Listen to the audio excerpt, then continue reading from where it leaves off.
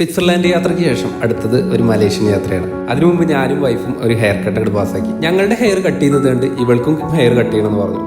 അങ്ങനെ അവളുടെ hair cut ചെയ്ത് അവളൊരു ഡോറേക്ക് മാറ്റി. പാക്കിംഗ് എല്ലാം മുന്നേ കഴിഞ്ഞതുകൊണ്ട് നമ്മൾ ഡ്രസ്സ് മാറി നേരെ കൊച്ചിയിലേക്ക് വിട്ടു. കൊച്ചിയിൽ ചെക്ക് ഇൻ ചെയ്ത് നേരെ നമ്മൾ ലോഞ്ചിലേക്ക്. ലോഞ്ചിൽ നിന്ന് വേണ്ടതും വേണ്ടാത്തതുമായ എല്ലാ ഫുഡും ട്രൈ ചെയ്ത് പാക്കേജ് എടുത്ത് പോയി കഴിഞ്ഞാൽ നമ്മൾ മൊത്തത്തിലൊരു വെപ്രാളത്തിലായിരിക്കും. അതുകൊണ്ട് തന്നെ പാക്കേജ് ഞാൻ ഒരിക്കലും ചൂസ് ചെയ്യാറില്ല. ഞാൻ തന്നെ ഞങ്ങളുടെ ഇഷ്ടത്തിന് ട്രാവൽ പ്ലാൻ ചെയ്യാറ്.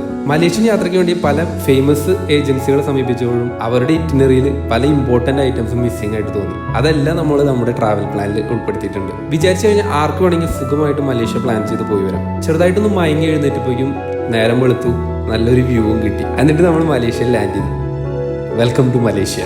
നോർമലി എല്ലാ ഹോട്ടലുകളിലും ചെക്കിങ് അറൗണ്ട് ഒരു 3 o'clock നമ്മുടെ ഹോട്ടലിലും 3 o'clock ചെക്കിങ്. ഫ്ലൈറ്റ് ഇറങ്ങിയത് പുലർച്ചെ ആയതുകൊണ്ട് തന്നെ നമുക്ക് നല്ല ഉറക്കക്ഷീണം ഉണ്ടായിരുന്നു. അപ്പോൾ സ്ലീപ്പിംഗ് ബോർഡുകൾ അവൈലബിൾ ആയതുകൊണ്ട് നമ്മളൊരു സ്ലീപ്പിംഗ് ബോർഡ് എടുക്കാമെന്ന് വിചാരിച്ചു. നല്ല neat and clean sleeping board.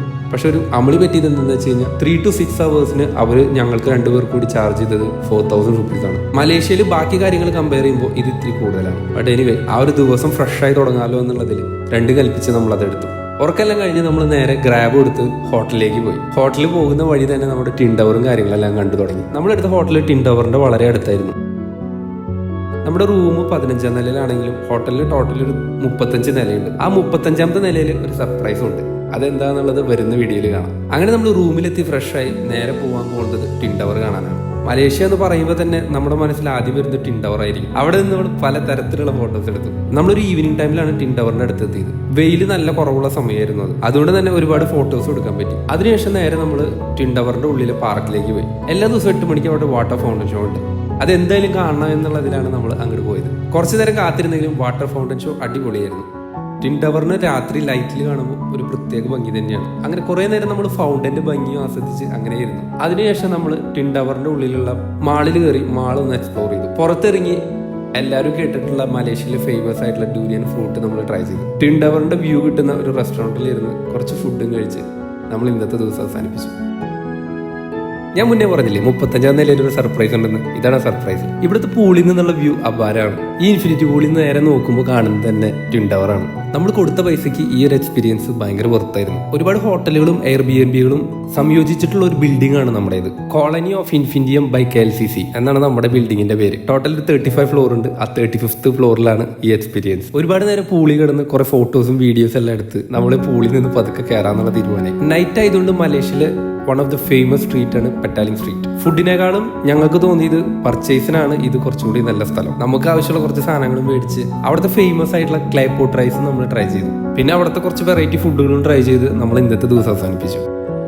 ഇന്ന് നമ്മൾ പോകുന്നത് മലേഷ്യയിലെ ഫേമസ് ആയിട്ടുള്ള ബാട്ട് കേവ്സും പിന്നെ ഈ മുരുകൻ ടെമ്പിളും. കുറച്ച് നേരത്തെ ഇറങ്ങി രാവിലെ തന്നെ നമ്മൾ അവിടെ എത്തി. പക്ഷെ നമ്മുടെ ആൾക്ക് ഫോട്ടോ എടുക്കലാണ് മെയിൻ. ഫോട്ടോ എടുത്തെടുത്ത് അവിടെ എത്തിയപ്പോഴേക്കും അരമണിക്കൂർ വേസ്റ്റ് ചെയ്തു. അങ്ങനെ എത്തിയപ്പോഴാണ് വേറൊരു സംഭവം കണ്ടത്. എല്ലാവരും പ്രാവിനെ പറത്തിക്കൊണ്ട് ഫോട്ടോ എടുക്കും. പിന്നെ നമ്മുടെ ആൾക്ക് അത് എങ്ങനെയെങ്കിലും എടുത്തേ പറ്റും. കുറെ നേരം പ്രയത്നിച്ചെങ്കിലും നമ്മൾ വിചാരിച്ച പോലെ ആ ഫോട്ടോ എടുക്കാൻ പറ്റിയില്ല. എങ്ങനെയൊക്കെ പറത്താൻ നോക്കിയിട്ടും ഇവർ പറക്കണില്ല. പിന്നെ 2 കൽപ്പിച്ച് സ്റ്റെപ്പ് കയറാന്നുള്ള തീരുമാനത്തിൽ സ്റ്റെപ്പ് കയറി തുടങ്ങി. പോകുന്ന വഴിയിലെല്ലാം ഇവന്മാര് സമൃദ്ധിയായിട്ടുണ്ട്. നമ്മുടെ കയ്യിൽ നിന്ന് എന്തെങ്കിലും വീണാൽ അത് അപ്പം അവരടിച്ചോണ്ട് പോകും. അതിപ്പോൾ ഫുഡ് തന്നെ ആവണമെന്നില്ല, ബാഗോ പേഴ്സോ എന്ത് വേണമെങ്കിൽ അവരടിക്കും. എന്തായാലും മേലെ പോയി കഴിഞ്ഞാൽ ഇതിൽ നല്ല ഫോട്ടോസ് എടുക്കാന്ന് പറഞ്ഞപ്പോൾ നമ്മുടെ ആള് എങ്ങനെയൊക്കെയോ കഷ്ടപ്പെട്ട് മേലെ എത്തി. അങ്ങനെ നമ്മൾ മേലെ എത്തിയപ്പോഴാണ് കേവ്സ് എല്ലാം കാണാൻ ഒരു മഞ്ഞുമൽ ബോയ്സ് ടച്ച്. സംഭവം നല്ല രസമായിട്ട് തോന്നി. അത് കഴിഞ്ഞ് ഒന്നുകൂടി ശ്രദ്ധിച്ച് നോക്കിയപ്പോൾ വീണ്ടും കുറച്ച് സ്റ്റെപ്പ്. അതെന്തായാലും പുള്ളിക്കാരി കയറില്ല എന്ന് പറഞ്ഞു. അപ്പം ഞാൻ തന്നെ ഒറ്റയ്ക്ക് കയറിപ്പോയി കുറച്ച് ഫോട്ടോസ് എല്ലാം എടുത്ത് തിരിച്ചു പോന്നു. ഇന്ന് നമ്മൾ പോകുന്നത് മലേഷ്യയിലുള്ള സൂ നഗാരയാണ്. നമ്മൾ ചെന്ന് കയറിയ കറക്റ്റ് ടൈമിലായിരുന്നു ആനിമൽ ഷോ. ആദ്യം അത്രയ്ക്ക് ഇൻട്രസ്റ്റിംഗ് അല്ലായിരുന്നെങ്കിലും ഇവൻ വന്നപ്പോൾ കളി മൊത്തം മാറി. വെള്ളത്തിലൂടെയുള്ള ഇവന്റെ മൂവ്മെന്റ്സും പിന്നെയുള്ള അഭ്യാസങ്ങളും കണ്ടപ്പോൾ ഷോ മൊത്തത്തിലൊരു എൻഗേജിംഗ് ആയി മാറി. മലേഷ്യയിൽ മിസ് ചെയ്യാൻ പാടില്ലാത്തൊരു ഇമ്പോർട്ടൻറ്റ് സ്പോട്ട് തന്നെയാണ് ഈ സൂ നഗാര.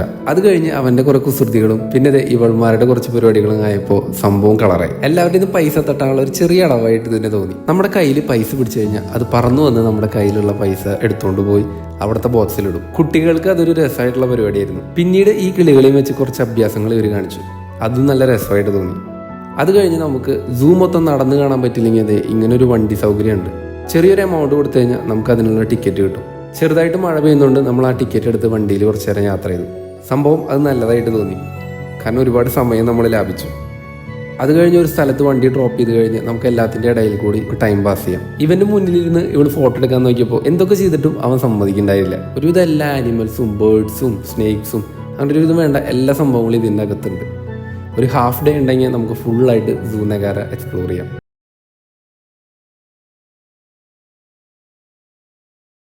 മലേഷ്യൻ യാത്രയിൽ നമ്മൾ മിസ് ചെയ്യാൻ പാടില്ലാത്ത ഏറ്റവും നല്ല സ്പോട്ടാണ് KLCC അക്വേറിയം. കാണാത്തതും കേൾക്കാത്തതുമായിട്ടുള്ള ഇഷ്ടംപോലെ മീനുകളും സംഭവങ്ങളും ഇതിനകത്തുണ്ടായിരുന്നു. അക്വേറിയത്തിലെ ഫിഷുകൾ ഫീഡ് ചെയ്യുന്ന ഒരു ഷോ. കുറേ നേരം നമ്മൾ അക്വേറിയത്തിൻ്റെ ഉള്ളിൽ ടൈം സ്പെൻഡ് ചെയ്ത് കുറേ ഫോട്ടോസും വീഡിയോസും എല്ലാം എടുത്തു. അത് കഴിഞ്ഞ് നമ്മൾ ലഞ്ച് കഴിക്കാനായിട്ട് നേരെ മാളിലേക്ക് കയറി. മലേഷ്യയിലെ ഫേമസ് ആയിട്ടുള്ളൊരു ഫുഡാണ് നാസി ലമക്ക്. പിന്നെ ബസ്സും പിടിച്ച് പോയത് ജെൻലിംഗ് ഐലൻഡ് കാണാനാണ്. ബസ് പോകുമ്പോൾ തന്നെ നമ്മൾ കേബിൾ കാറിനുള്ള ടിക്കറ്റ്സ് എടുത്തിട്ടുണ്ടായിരുന്നു. ഓൾറെഡി നമ്മൾ കേബിൾ കാർ മുന്നത്തെ ട്രിപ്പിൽ എക്സ്പീരിയൻസ് ചെയ്തപ്പോൾ ഇത് അത്രയ്ക്ക് എക്സൈറ്റിംഗ് ആയിട്ടൊന്നും തോന്നിയില്ല. പക്ഷേ തിരിച്ചു വരുമുണ്ടായിരുന്ന കേബിൾ കാർ എക്സ്പീരിയൻസ് ഈ കപ്പലുകാരുടെ ഭാഷയിൽ പറഞ്ഞാൽ സീറോ വിസിബിലിറ്റി, ഒന്നും കാണാൻ പറ്റില്ല. ജെൻലിംഗ് ഐലൻഡ് പോകുന്ന വഴിയാണ് നമുക്ക് ഈ ടെമ്പിൾ ഉള്ളത്, ചിൻസ് വി കേവ്. അതിൻ്റെ മുന്നിൽ നിന്ന് കുറേ ഫോട്ടോസും വീഡിയോസും എടുത്തു. ജെൻലിംഗ് ഐലൻഡിൽ കുറേയധികം indoor outdoor theme parks, restaurants, hotels എല്ലാം കൂടിയിട്ടുള്ള ഒരു ഏരിയയാണ്. ഇത് ഈ കാണുന്ന ഹോട്ടൽ കണ്ടോ, ഇതാണ് വേൾഡിലെ ഏറ്റവും ഫേമസ് ആയിട്ടുള്ള ഏറ്റവും കൂടുതൽ റൂമുകളുള്ള ഹോട്ടൽ. ജെൻലിംഗ് ഐലൻഡിൻ്റെ ഉള്ളിലത്തെ ഈ ഷോപ്പിംഗ് മോളിലാണ് നമ്മൾ കേബിൾ കാറിൽ വന്നിറങ്ങുന്നത്. അതിൻ്റെ ഉള്ളിൽ ഒരുപാട് കാര്യങ്ങൾ എക്സ്പീരിയൻസ് ചെയ്യാനുണ്ട്. നമ്മൾ അതിൻ്റെ ഉള്ളിലെ ഈ 3D വേൾഡും നമ്മൾ എക്സ്പീരിയൻസ് ചെയ്തു. ഒരുപാട് 3D ഫോട്ടോസും നമുക്ക് എടുക്കാൻ പറ്റി. പിന്നെ മാളൊക്കെ ഒന്ന് ചുറ്റിക്കറങ്ങി നമ്മൾ നേരെ തിരിച്ചു. പിന്നെ പോയൊരു സ്ഥലമാണ് KL ടവർ. നമ്മൾ പോയ സമയത്ത് വലിയ സ്പീക്കറിൽ മ്യൂസിക് കൊടുക്കുന്നുണ്ടായിരുന്നു. ആ മ്യൂസിക്കിനനുസരിച്ച് മൊത്തം KL ടവറിൻ്റെ കളർ മാറിക്കൊണ്ടിരിക്കുന്നത് കാണാൻ രസമായിരുന്നു. ഇന്നത്തെ നൈറ്റ് നമ്മൾ ഓൾറെഡി പ്ലാൻ ചെയ്തിട്ടുള്ളത് ജലനല്ലൂർ ഫുഡ് സ്ട്രീറ്റാണ്. ഹാനകൃഷ്ണ പോലെയുള്ള വലിയ വലിയ സെലിബ്രിറ്റീസുകൾ ഫേമസ് ആക്കിയിട്ടുള്ള ഒരു ഫേമസ് ഫുഡാണ് മാംഗോ സ്റ്റിക്കി റൈസ്. സംഭവം വീട്ടിലെ അമ്മച്ചി നൂലപ്പത്തിൽ നാളികേരപ്പാൽ ഒഴിച്ചു തരുന്ന ഒരു ടേസ്റ്റ് ആയിരുന്നു എനിക്ക് കിട്ടിയത്. അതിൻ്റെ കൂടെ ചെറിയൊരു മാങ്ങയുടെ ടേസ്റ്റും. പിന്നെ മലേഷ്യ വന്നു കഴിഞ്ഞാൽ പിന്നെ എല്ലാവിധ ഫുഡും ട്രൈ ചെയ്യണമെന്നാണല്ലോ.